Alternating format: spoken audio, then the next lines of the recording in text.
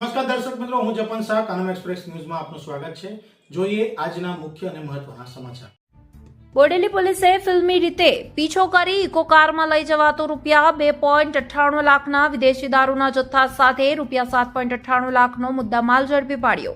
બોડેલી પોલીસની કામગીરીથી વિદેશી દારૂની હેરાફેરી કરતા ખેપિયાઓમાં ફફડાટ વ્યાપી જવા પામ્યો છે।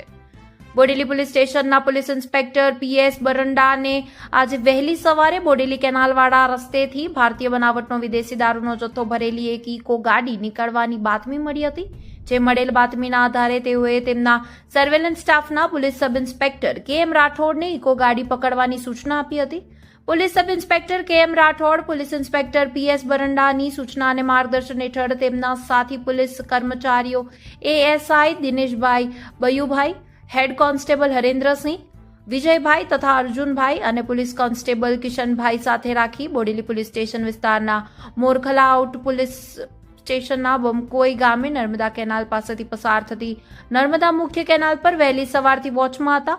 તે દરમિયાન બોડેલી તરફથી બાતમી મુજબની GJ06PG4475 નંબરવાળી ઇકો ગાડી આવતી જોવા મળતા પોલીસે તેને ઊભી રાખવા માટેનો ઇશારો કર્યો હતો, પરંતુ ઇકો કારના ચાલકે ગાડી ઊભી ન રાખી કેનાલના રોડે પૂરપાટ ઝડપે દોડાવી હતી, જેનો પોલીસે ફિલ્મી ઢબે પીછો કર્યો હતો અને ત્યારે પાછળ પોલીસને આવતી જોઈ ઇકો કારના ચાલકે ગાડીની ખાડિયામાં ગામીની સીમમાં આવેલ સ્મશાન તરફ જવાના કાચા રોડ ઉપર ઊભી રાખી ચાલક ફરાર થઈ ગયો હતો।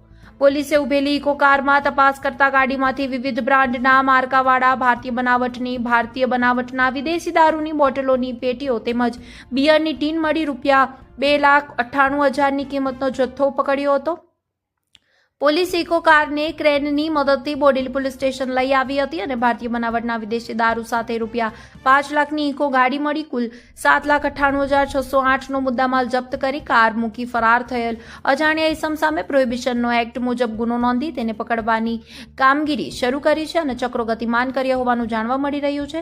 બોડેલી પોલીસની આ કામગીરીથી વિદેશી દારૂની હેરાફેરી કરતા ખેપીઓમાં ફફડાટ વ્યાપી ગયો છે।